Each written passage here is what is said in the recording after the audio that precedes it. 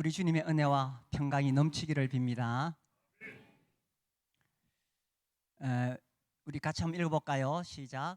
감사하면 행복해집니다. 우리 계속 감사에 대해서 살펴보고 있습니다. 올해 초는 특별히 우리가 감사운동 30일을 했습니다. 그래서 올 초에 계속 감사에 대해서 제가 말씀을 전했지요. 또 지금 8월 말부터 또 계속 감사에 대해서 전하고 있는데 어떻습니까? 아유, 같은 주제를 계속 들으니까 이제 알만하다 그렇습니까? 실제로 우리가 이제 삶 속에서 감사하며 살아야 되겠죠. 제가 이렇게 해보니까 가끔씩 이렇게 짜증이 날 만한 경우가 생기잖아요. 그때 감사를 해야 되는데 몸은 먼저 이렇게 짜증이 나더라고요. 그래서 이게 참 내가 더 훈련이 필요하구나. 그래서 이제 다시 감사합니다, 감사합니다 계속 이렇게 감사로 바꿨죠. 그렇게 지금 훈련하고 있습니다. 요즘 이 기독교인들 중에 원불교인들이 많아진다는 이야기가 있는데 혹시 들어보셨는지 모르겠어요. 교회를 다니면서 원불교, 원망하고 불평하는 교인들 우리는 감사교인이 되어야 되겠죠. 이제 처음에는 당연한 것에서 감사거리를 찾는 겁니다. 그렇죠. 그리고 이제 거기서 더 발전해서 감사할 수 없는 상황인데도 감사하는 것, 그럼에도 불구하고 감사하는 것, 이제 여기까지 우리가 나아가야 됩니다. 오늘은 성경을 통해서 그런 세 사람을 살펴보려고 합니다. 이전에 설교 중에 제가 몇 번씩 언급은 했지만 오늘 다시 한번 살펴보려고 합니다. 이 첫 번째는 바울입니다. 우리 고린도후서 12장을 볼까요? 사도 바울, 정말 주님의 손에 크게 쓰임 받은 사람이지요. 제가 읽어볼게요. 고린도후서 12장 7절. 여러 계시를 받은 것이 지극히 크므로 너무 자만하지 않게 하시려고 내 육체에 가시 곧 사탄의 사자를 주셨으니 이는 나를 쳐서 너무 자만하지 않게 하려 하심이라. 이것이 내게서 떠나가게 하기 위하여 내가 3번 주께 간구하였더니 나에게 이르시기를 내 은혜가 네게 족하도다. 이는 내 능력이 약한 데서 온전하여 짐이라 하신지라. 그러므로 도리어 크게 기뻐함으로 나의 여러 약한 것들에 대하여 자랑하리니 이는 그리스도의 능력이 내게 머물게 하려 함이라. 10절 같이 읽어볼까요? 시작. 그러므로 내가 그리스도를 위하여 약한 것들과 능력과 궁핍과 박해와 곤고를 기뻐하노니 이는 내가 약한 그때에 강함이라. 이 첫 번째, 그럼에도 불구하고 감사한 사람 사도 바울, 제가 제목을 가시감사, 이게 평생 감사, 우리 그 책을 읽었잖아요. 그 책에 보면 가시감사라고 돼 있어서 저도 가시감사라고 했어요. 가시가 뭔지 아시죠? 아카시아 나무에 가시 봤어요. 가시. 근데 우리 저같이 거창 사람은 가시라 안 그러고 가시라 그럽니다. 가시가 훨씬 더 날카로워 보이죠. 예. 이 사도 바울에게 가시가 있었어요. 이 바울은 정말 주님을 위해서, 복음을 위해서 평생을, 젊음을, 그의 모든 것을 다 바친 사람인데 주님께서 그에게 가시를 주셨어. 그게 성경에 무엇인지 구체적으로 설명은 안 나오지만 학자들은 어떤 육체적인 질병일 것이다, 뭐 안질일 것이다, 뭐 이렇게 저렇게 추측합니다만은 아무튼 이 사도 바울에게는 그 참 아픈 고통이 있었어요. 너무 힘들어 가지고 주님께 기도했습니다. 이것 좀 없애 주십시오. 3번이나 기도했는데도 주님이 응답하지 않으셨어요. 그런데 이 사도 바울이 기도하는 중에 놀라운 것을 깨달았습니다. 이 가시가 나에게 단순히 고통, 주님이 나에게 내리신 어떤 징벌 이런 것이 아니고 은혜구나라는 것을 깨달았습니다. 이게 이제 신비라는 거예요. 이게 왜 은혜냐? 사도 바울이 깨달은 것이 자기가 자만하지 않도록. 바울은 정말 엄청난 능력을 가지고 복음을 전했거든요. 그를 통해서 또 수많은 기적이 일어났잖아요. 막 병이 낫고, 그죠? 뱀이 물어도 괜찮고, 뭐 죽은 사람 살아나고, 이런 엄청난 능력이 나타났고, 또 하늘의 그 놀라운 비밀을 계시를 받아서 성경을 기록했어요. 이렇게 주님 손에 크게 쓰임 받았는데 이거 알아야 돼요. 사도 바울 같이 정말 그 훌륭한 신자라도 똑같은 인간이에요. 그러니까 이렇게 자기가 엄청난 어떤 그 능력을 가지고 있게 되면은 사도 바울 같이 훌륭한 사람도 자만해질 수 있다는 이야기입니다. 그래서 저는 처음에 이 성경 읽으면서 이게 참 인간의 한계구나. 이렇게 정말 자기는 십자가에 못 박혔다 그러고 죽었다 그러고 이렇게 훌륭한 분도 본성은 다 이 자아가 살아 있어 가지고 자만해질 수 있어요. 내가 뭐 좀 했다. 내가 뭐 교회 세우는데 내가 이만큼 헌신했다. 내가 이만큼 교회 세우는데 뭐 헌금도 많이 했다. 우리가요, 내가 이만한 재능이 있다, 은사가 있다 이래 되면 우리 인간의 본성이 다 자만해지게 돼요.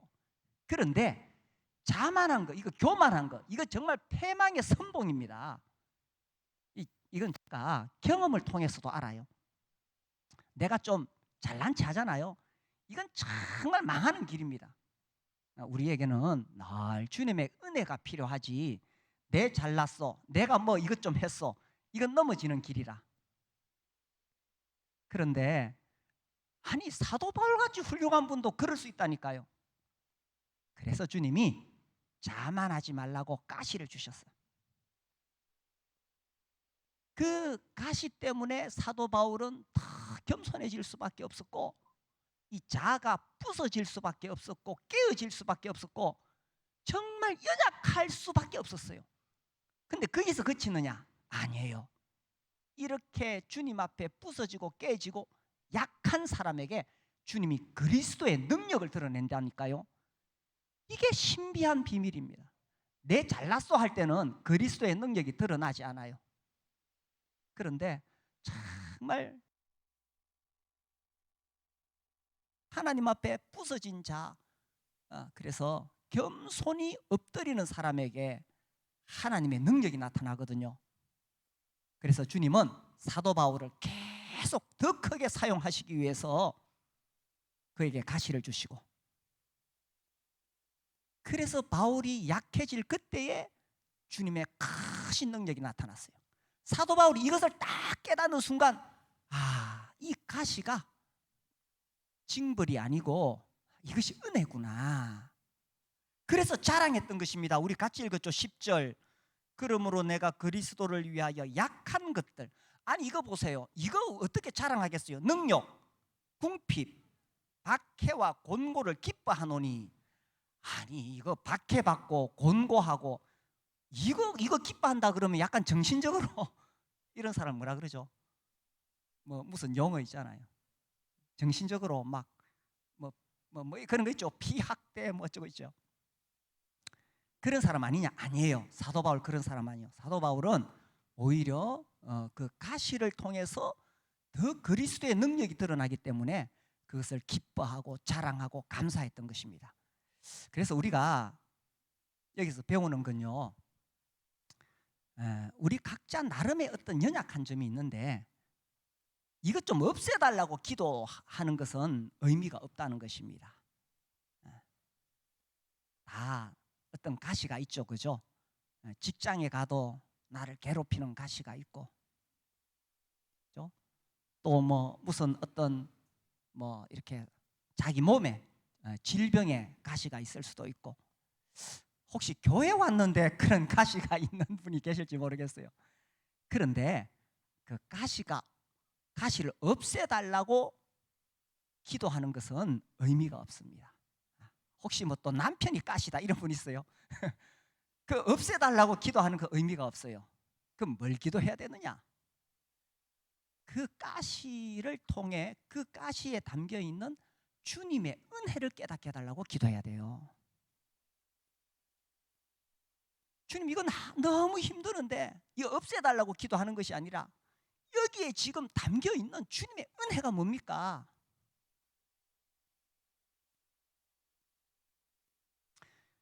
이 공통적으로는 바울이 깨달은 겁니다. 내가 너무 자만하지 않도록 나를 낮추시고 나를 통해 그리스도의 능력이 드러나도록 하시는 거죠. 그래서 하나님은 우리에게 가시를 주시고 그것을 통해서 더 우리 주님을 알아가게 되고 더 주님을 만나게 하도록 하시는 거죠. 우리 청소년들 송명희 시인 알아요? 잘 모르죠. 라떼는 아주 유명했어요. 이분이 뇌성마비신데 태어날 때에 이 의사가 어떻게 잘못해서 뇌를 건드려 가지고 7살까지 그냥 누워 있어야 돼. 10살 되어서 겨우 숟가락을 붙잡았는데 도움을 받지 않으면 이렇게 자기 입에 밥을 퍼넣을 수가 없어요. 이 사춘기 지나면서 얼마나 죽고 싶었겠어. 죽으려고 자살 시도도 몇 번 하다가 17살 때에 하나님 앞에 단판을 지어요. 하나님, 왜 내가 이런 몰골로 평생을 살아가야 됩니까?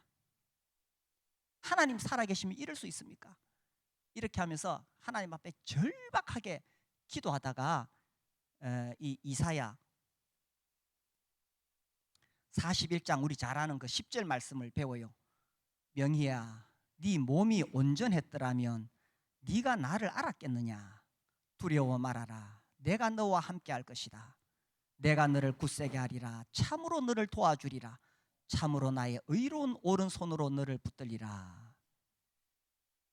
그래서 이 시인이 뇌성마비라는 평생을 안고 가야 되는 그 가시를 통해서 하나님의 은혜를 발견한 거예요. 우리가 조금 전에 그 노래 불렀죠, 그죠? 나 가진 재물 없으나, 나 가진 지식 없으나, 나 남에게 있는 건강 있지 않으나. 제가 오늘 아침에 이렇게 유튜브로 CCM 이제 그 노래를 쭉 들었어요. 여러분의 노래를 들었는데 약간 삐딱한 생각이 들었어요. 어느 순간에 나 가진 재물 없어. 가만히 보니까 저분은 재물이 좀 있는 것 같아. 나 가진 지식 없어. 지식도 좀 있는 것 같아.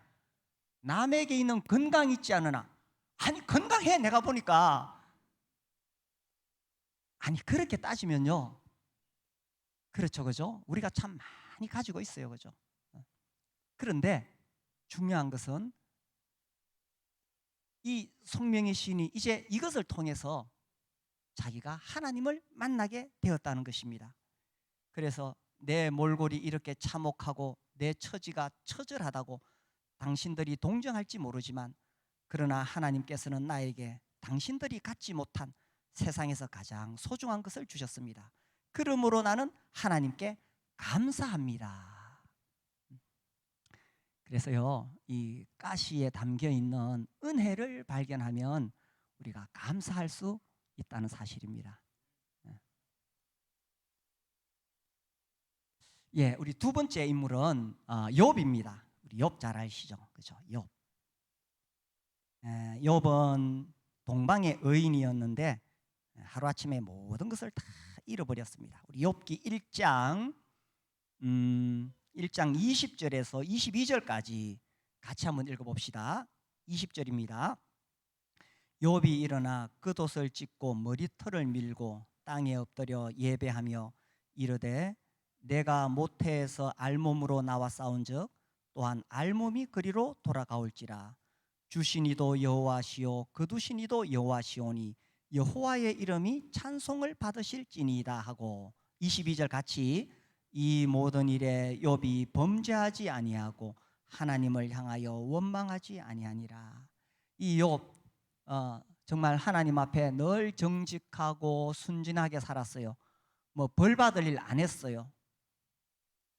그리고 하나님의 선물로 엄청나게 많은 재물을 가지고 있었지요. 수많은 소떼, 양떼, 나귀떼, 뭐 엄청난 부를 소유했습니다.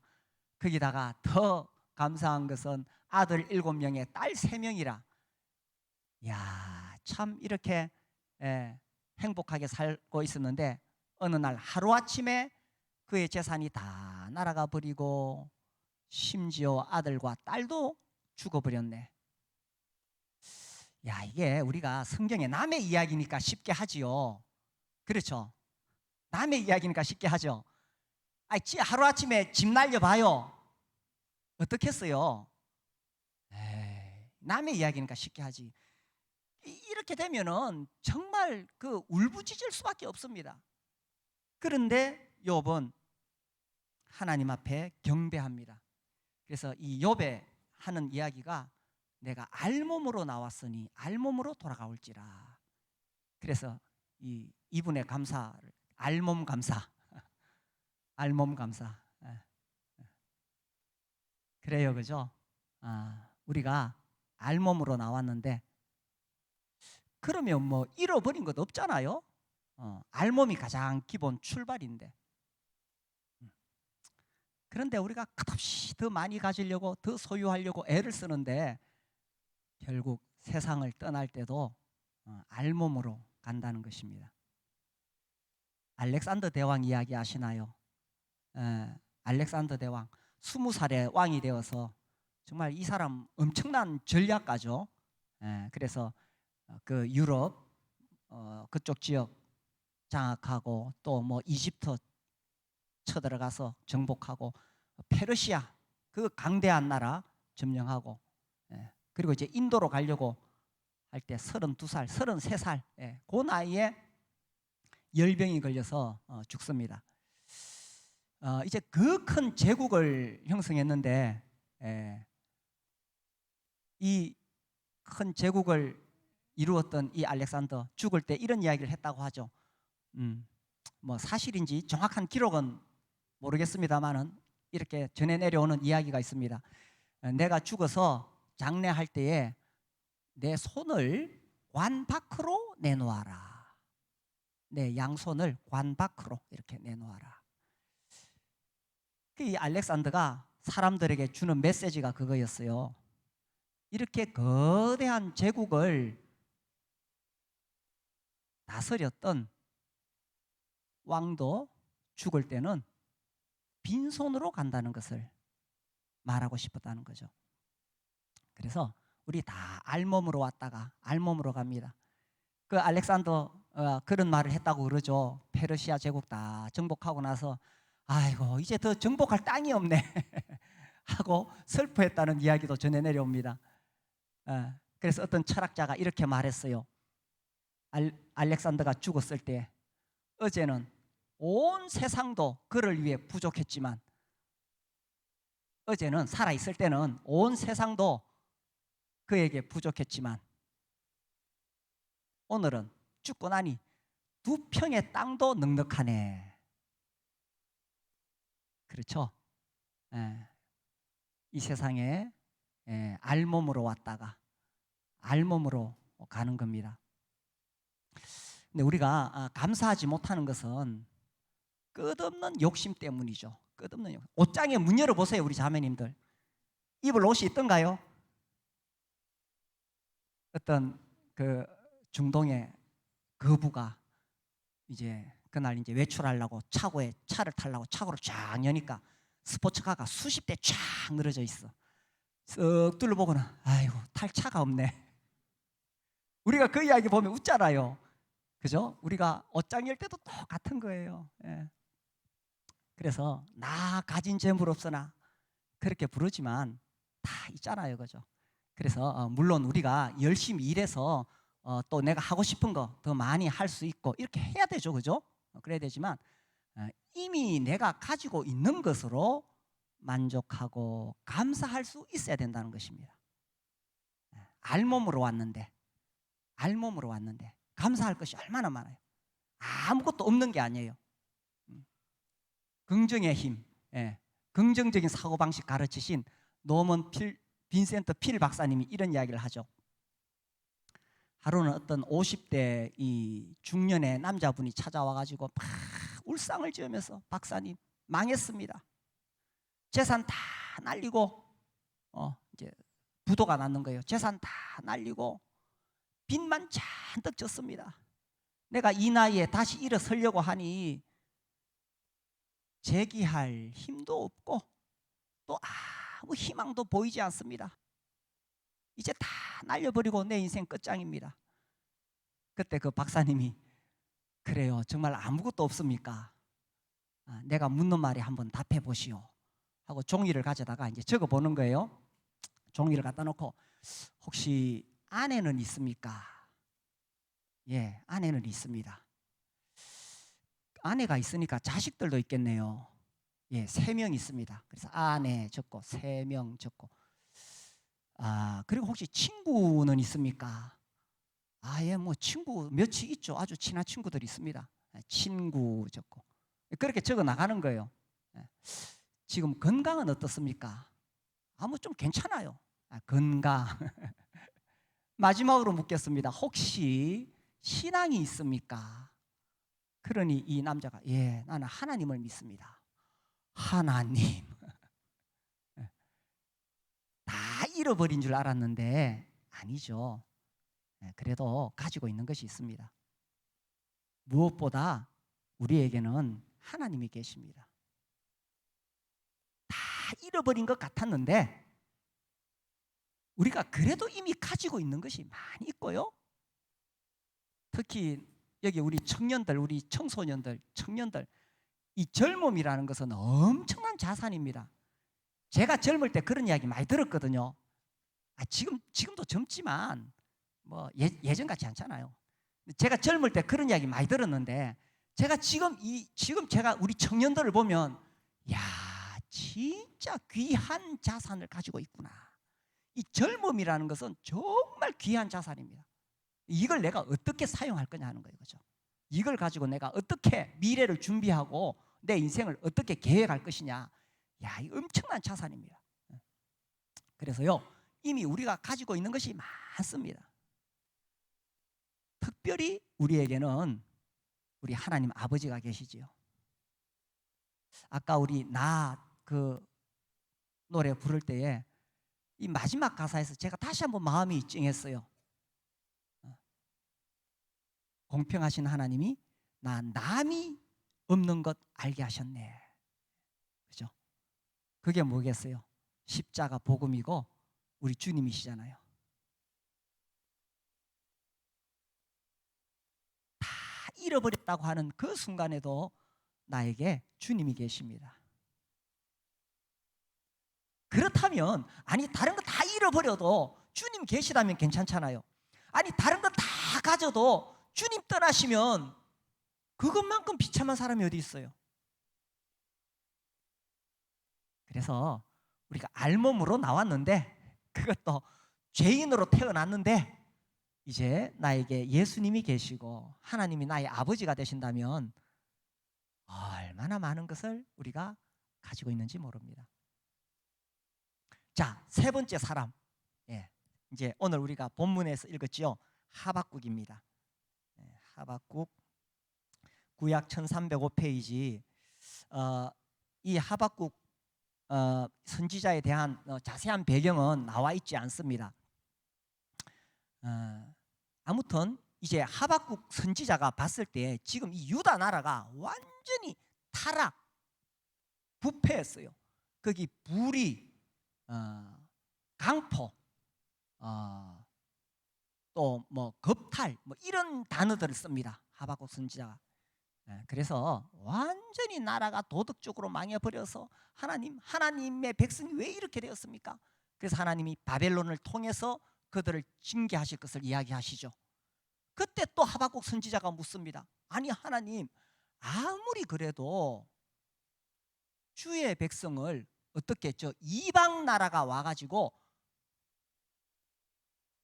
침략할 수 있습니까?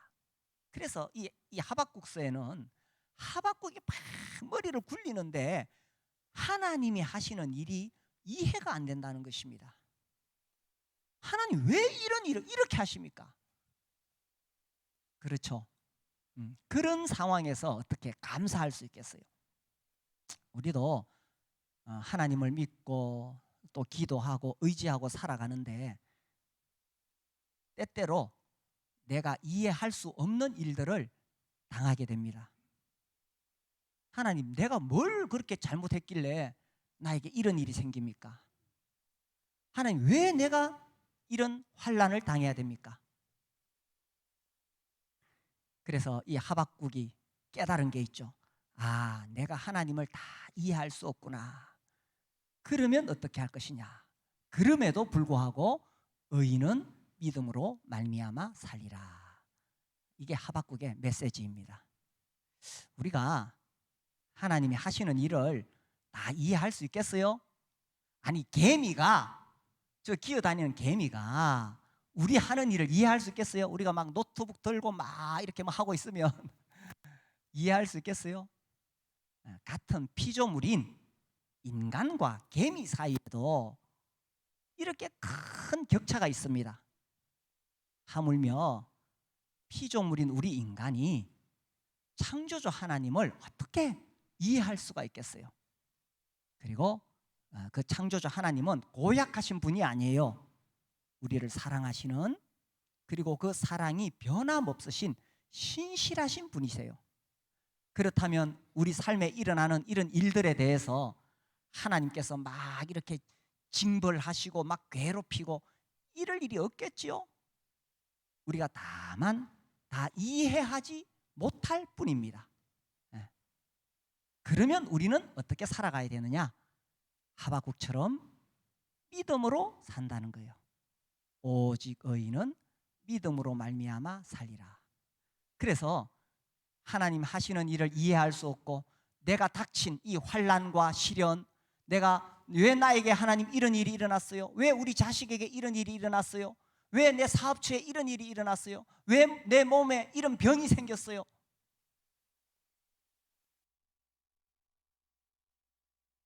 하고 우리가 이해할 수 없을 때에 그때도 오직 믿음으로 말미암아 살리라.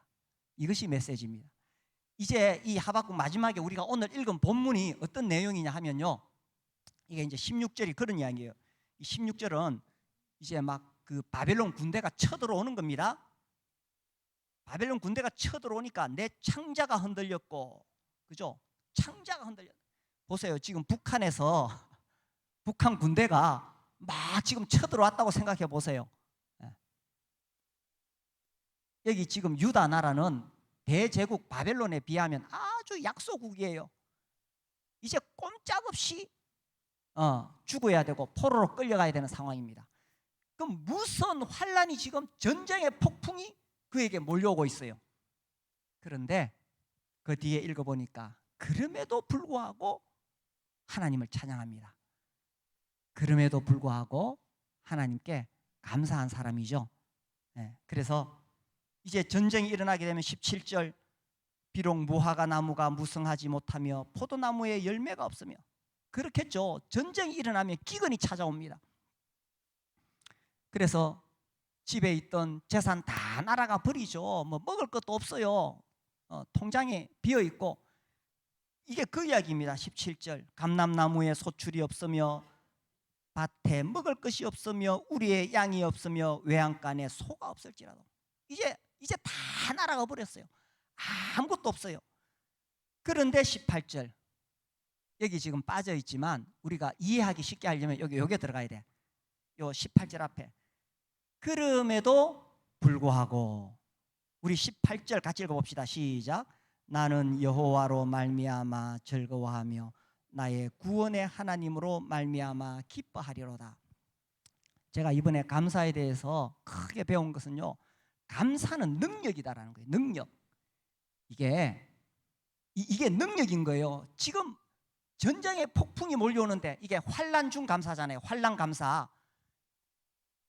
그런 폭풍 앞에서도 그가 감사함으로 이 환난을 이길 수 있는 힘이 있었다는 거예요. 감사는 능력이에요. 그래서 욥이 다 날려버렸을 때 정말 원망하고 불평하고 싶겠지만 감사했어요. 그죠? 그러니까 그 고난을 이겨낼 수 있는, 감내할 수 있는 능력이었다는 거예요. 감사는 이 환난을 이기는 능력인 거예요. 이 사도 바울이 평생에 이 가시 때문에 고난을 받았지만 그럼에도 불구하고 사도 바울이 그 가시 때문에 그의 인생이 망하지 않았어요. 왜? 그는 감사했기 때문에 이 감사는 고난을 이기는 능력이에요. 그래서 우리가 고난을 당할 때, 환난을 닥칠 때에 이걸 내가 어떻게 이겨낼 수 있느냐? 감사가 능력이라는 것입니다. 어떤 상황에서도 그럼에도 불구하고 감사거리를 찾아낼 수 있으면 그것이 능력이라는 거예요.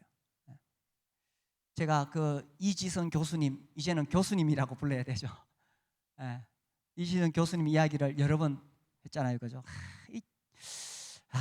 제가 다시 한번 그 책을 쭉 봤는데요. 아무튼 그 24살입니까? 이제 여대생, 교통사고로 화상을 입었지요.